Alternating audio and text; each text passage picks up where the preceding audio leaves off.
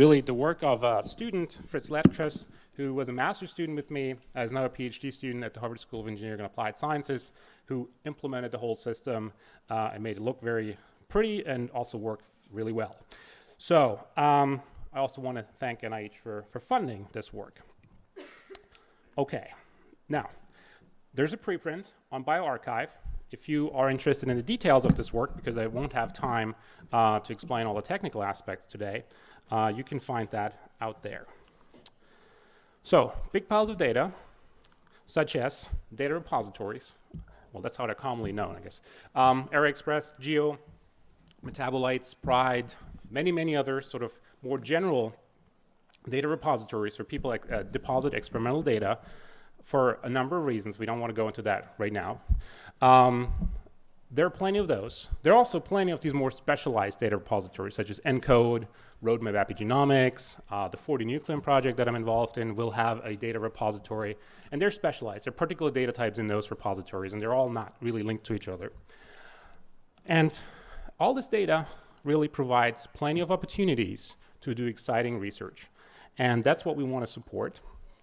And I just want to give you two simple examples what we can do with data sets. So if we have a single data set or a handful of data sets out of a public repository, we can, for example, use this to test hypotheses without generating our own data. We can use published data sets as supporting evidence for our own results that we maybe generated on our own data that came out of our lab. Or if we use many data sets, we can start really to conduct meta-analyses. And there are two examples. For example, this one here, which is the Expression Atlas.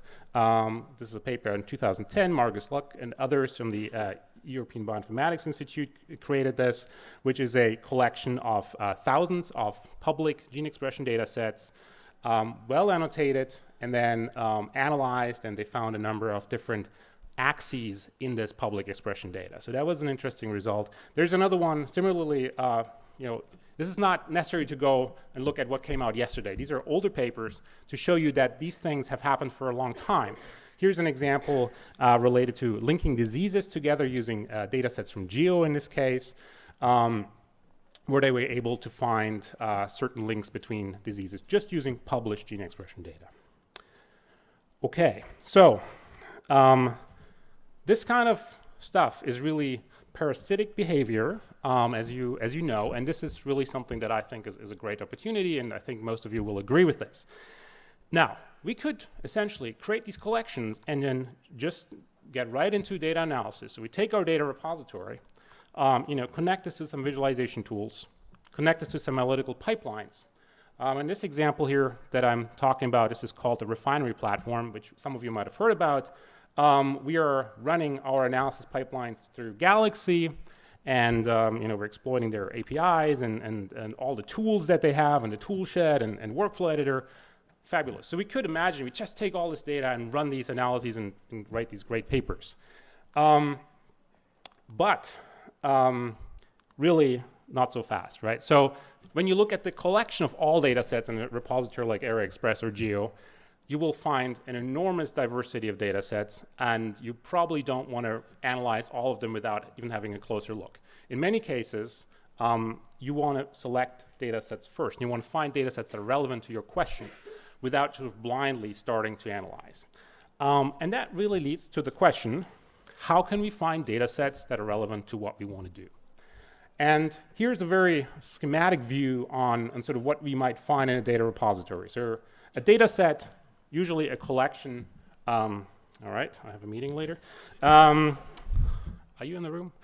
Anyway, so we have a data set is a collection of data files, and they're all annotated with with separate different types of terms. So the metadata is in this case, we split into two. The top two things here, A1 and A2, are just keywords, plain text that can be indexed.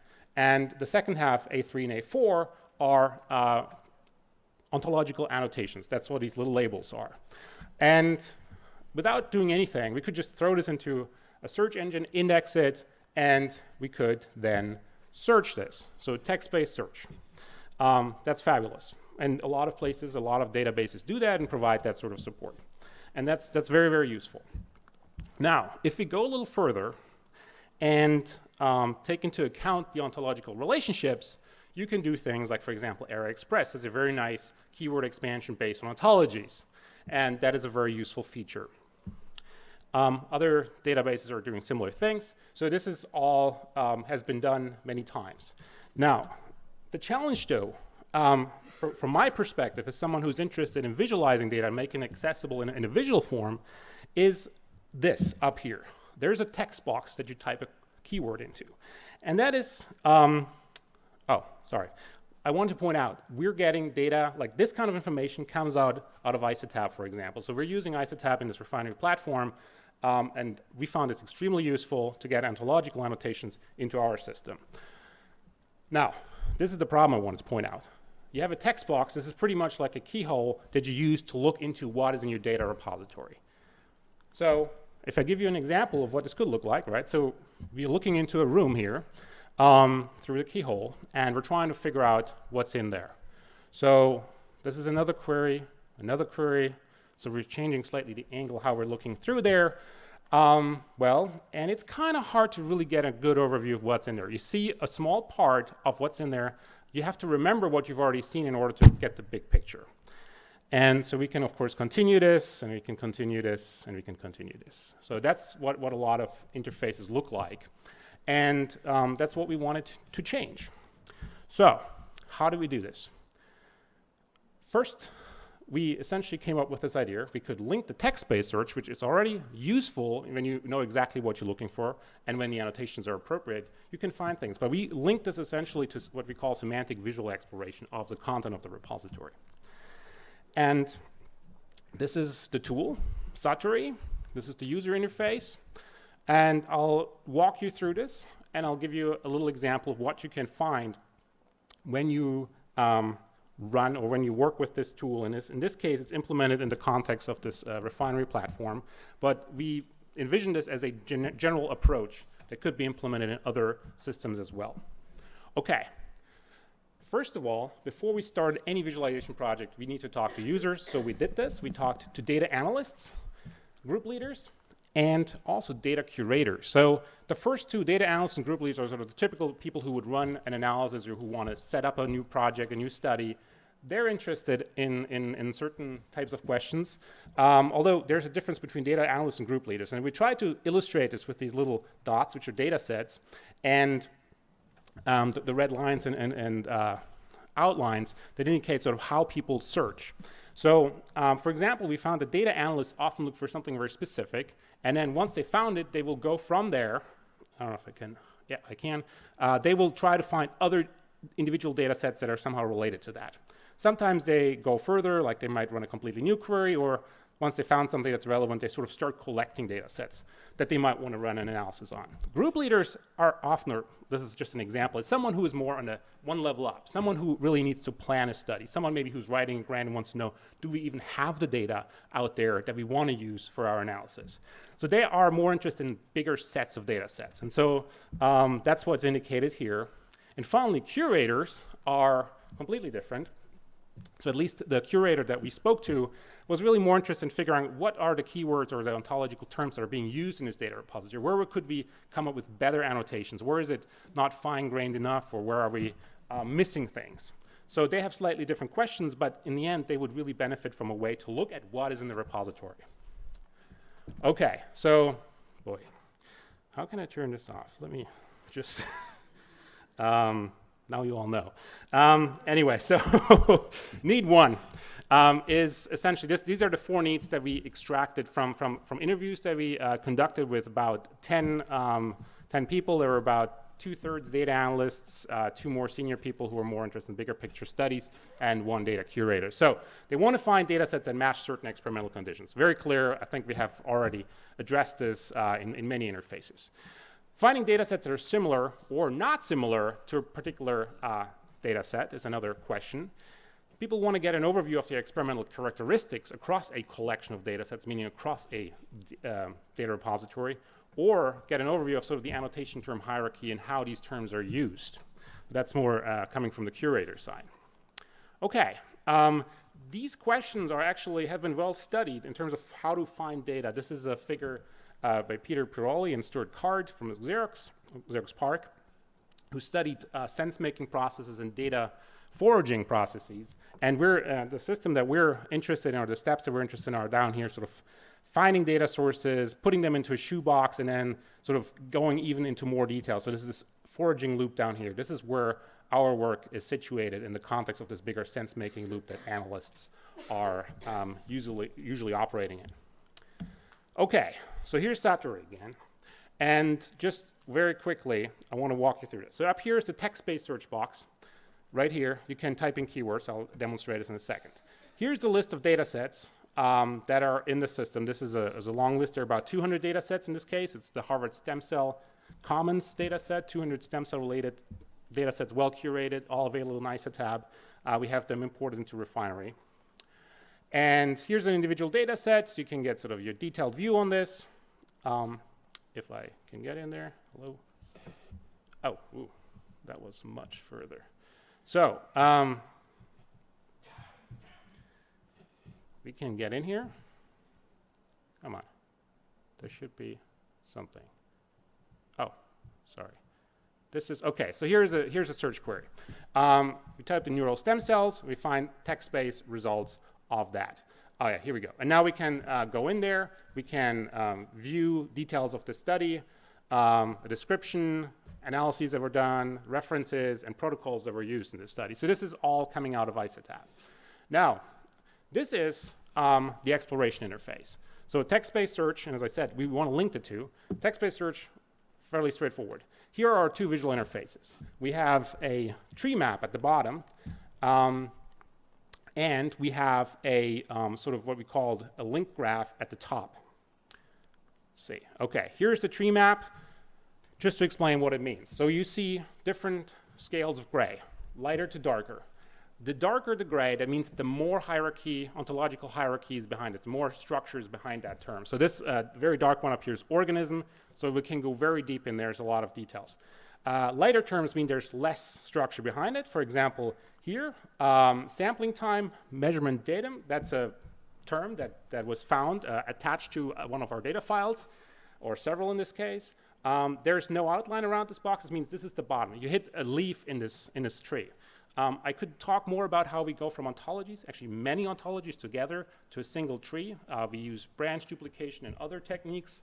We simplify this. If we have, for example, a very long sequence of terms that are not being used, we compress that. But I want to spare you that. If you want to read about that in detail, look at the preprint or ask me questions later. So we can see how many data sets are associated with each of these terms. That is the size of each box. So we have two things. We know how deep it is, and we know how much we have. How deep is the color, how much is the size. And there's also, you have the ability to actually look at a slice through this tree at different levels. Right now, we're just looking at the overview at depth 1, but we could increase that. Okay, here is the same information, but represented as a linked graph, where we have the top level terms. So this is as depth 1, depth 2, 3, and so on. We see how these terms are linked. And we can explore this and view this in the same way as this tree map down here, with the advantage that here we can easily sort of view like into the tree. Like we don't have the quantitative information here, but we get a much better sense of the structure. Okay, and then of course all of this is also nicely linked. So when we just play a little video here, you'll be able to see that. So when we hover over a term in here, you'll see it's linked to the bottom view as well. And it's also linked to the list of data sets. And so here, for example, we can do this in both directions, obviously. And here we clicked on something, so we can get some highlighting of what we just selected on the data set side. We can view each of these things in large in case we don't care about one of the two, but we can also collapse them back down. Okay, so I don't know how much time I have left. I just want to make sure I don't run over more. I'm going to show you a little demo of how we can use this. So here's a use case for how a data analyst could use the system. And I'm going to actually let Fritz do the talking, because he did a very nice job. So I'm going to try to put this up here and play it. Good. Okay. Stem cells. Assume we want to find all datasets related to leukocyte. Let's search for it. Nothing found.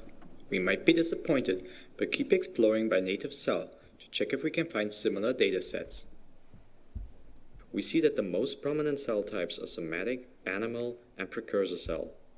We're sure that leukocyte is not a precursor cell, so we exclude datasets related to it. We inspect the next column and find leukocyte with a precision higher than 0, so we query for leukocyte. We find 5 datasets. Since we want all leukocyte datasets, we have a quick look at the recall, which tells us how many more datasets related to leukocyte are available. We notice that we found less than half of all leukocyte-related datasets. Oh, sorry. I wanted to pause this. Now I'll give away the story. Sorry about that. So the part that is very important that I did not go into any detail is stem cells. Assume we want to find all datasets. The piece that we added here is sort of our visualization available. Is meant to provide some guidance as where to look. And that's why we have incorporated both precision and recall, and that's all relative to the textual query that you've run or to a previous query that you've already put in using the visualization, so we can see whether we found everything that we could potentially find if we would relax our search criteria. So that is incorporated in there as well, although I have to admit it's a feature that is not as easy to understand as we hoped it would be. So this is something where we still need to do a bit more research and see how users accept that kind of guidance in there. So it's a possibility to do this in the system, but we're not sure yet if it's that we found really less than half of all leukocyte-related datasets.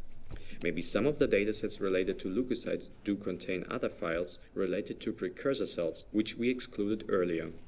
Since we queried for leukocyte anyway, we can remove previous queries. Now we see that the recall went up to 1, meaning that we found all datasets related to leukocytes. Next, we remove the query for native cell to explore which species are associated with the datasets we have found. It turns out that all of them are related to mouse samples. So this is a simple example how we can run a query. The key message here is there was no dataset annotated with the term leukocyte. Nonetheless, we were able to find datasets that are related to leukocytes by using our visualization tools. So this is one use case. If I had more time, I would show you some more. For example, how the curator can use this, where we can put in certain keywords. And we found a nice example where, for example, not all of the microarray data sets were annotated with biotin. That was a very simple query. We noticed this right away because there were 4 data sets missing after the query. When we query for biotin, everything else that is annotated with microarray should have biotin. But those data sets did not have that. So there are some very nice examples. We have a demo. If you go to the website that I'll show you the link to, you can see how we, for example, can explore metabolites with it. We imported all the data sets, or not almost all data sets that were available in ISATAP, have them in there, and you can explore them in the same way. This is sort of what we want to get to from the keyhole to the big picture, and there's certainly more work that needs to be done. But I think we're really going in a direction that has shown to really give us some promising examples of how these visualizations can benefit users in defining data sets that are relevant to them and identifying issues with annotations in large collections. So thank you very much. Yeah. So satori.refinery-platform.org is where you want to go to check this out. Take one question. Yes, there is a question.